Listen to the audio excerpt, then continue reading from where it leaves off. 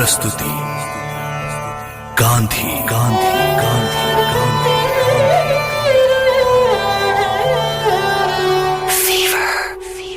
एक तरफ मान न मान मैं तेरा मेहमान और दूसरी तरफ घर आया मेहमान भगवान का रूप होता है।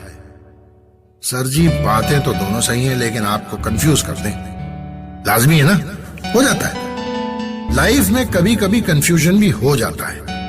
मेरे बापू को भी हो गया था। उन्होंने इस कहावत को तो अपने जीवन में उतार लिया था कि हर इंसान बराबर होता है, लेकिन गोरों की इस कहावत को नहीं समझ पाए थे कि हम सफेद उस दुनिया पे राज करने के लिए ही बने हैं। हालांकि साउथ अफ्रीका में गांधी जी की कुछ अंग्रेजों से दोस्ती हुई थी, लेकिन फिर भी वहां हिंदुस्तानियों पर बहुत बंदिशें थी। अगर आप इंडियन होते थे तो आपको कभी अपने नाम से नहीं बुलाया जाता था। सभी इंडियंस का एक ही सरकारी नाम था, हे यू कुरी। हिंदुस्तानियों को तो फुटपाथ पर कदम रखना भी भारी पड़ सकता था। रात को कोई हिंदुस्तानी बाहर नहीं निकल सकता था। लेकिन मेरे बापू अपनी शाम को टहलने की आदत नहीं बदल पाए। ऐसी ही एक शाम जब वो टहल रहे थे तो एक सिपाही ने बिना कुछ पूछे मेरे बापू पर डंडों से वार कर दिया। You coolies, when you know that only we Britishers can walk on this footpath, then how dare you step on it? Don't you understand? Stop it! Stop it! Stop it, I say! Are you okay, Gandhi? You must file a complaint against this officer. He attacked you without any warning. A barrister is never to be treated like this. I promise I'll be the witness. You just have to... रहने दीजिए। नहीं mister quotes, इसे क्या पता कि मैं barrister हूँ। मुझे इसके खिलाफ कोई केस नहीं करना। इस पुलिस ऑफिसर की नौकरी चली गई तो मैं अपने आप को कभी माफ नहीं कर पाऊंगा। आखिर उसका भी परिवार होगा, जिम्मेदारियां होंगी। सर वो पुलिस वाले ने अपने हाथ जोड़े और फूट फूट कर रोने लगा। बोला कि भाई साहब, आप जैसा आदमी मैंने पहले कभी नहीं देखा। मैं अपने बर्ताव के लिए बेहद शर्मिंदा हूं। बापू ने अपने शब्दों से उस पुलिस अफसर का सदा के लिए दिल ही बदल दिया।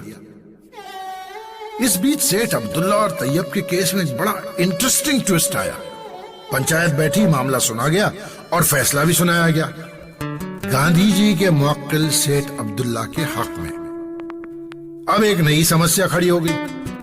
दोनों ही पक्ष साउथ अफ्रीका में बसे गुजराती थे। सेठ अब्दुल्ला चाहते थे कि मुआवजा आज ही मिले, और अगर ऐसा होता तो सेठ तैयब तो दिवालिया हो जाते। और तब गुजरातियों में एक कहावत थी कि चाहे अर्थी निकल जाए पर दिवाला न निकले। अरे गांधी भाई, उस तैयब को भी तो पता चलना चाहिए कि धोखा देना क्या होता है।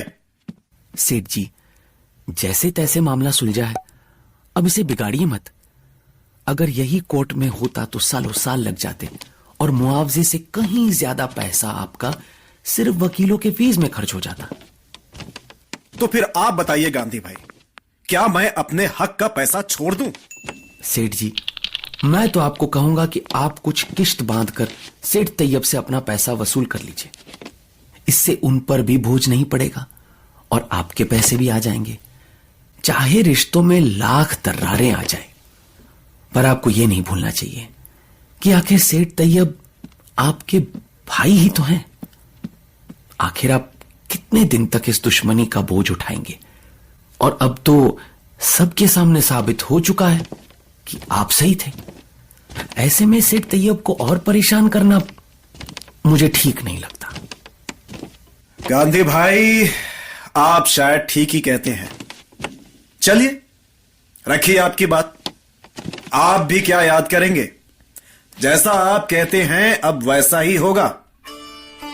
और एक बात गांधी भाई, जो आपने किया शायद दुनिया का कोई और वकील ऐसा ना करता। पर आप हमारे सिर्फ वकील ही नहीं, हमारे भाई भी हैं। भाई।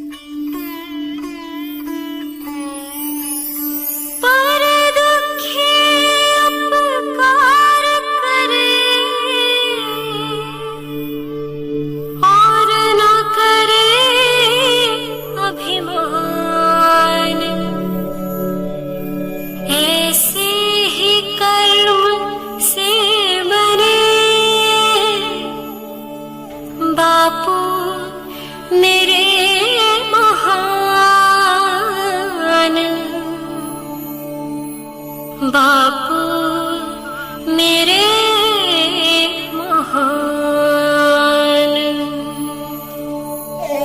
ये सिर्फ मेरे बापू ही कर सकते थे। अगर हम वकील होते तो शायद हमें ऐसा कुछ करना तो दूर, ऐसा कुछ सोचते भी नहीं। अरे भाई, गाय घास से दोस्ती करेगी तो खाएगी क्या?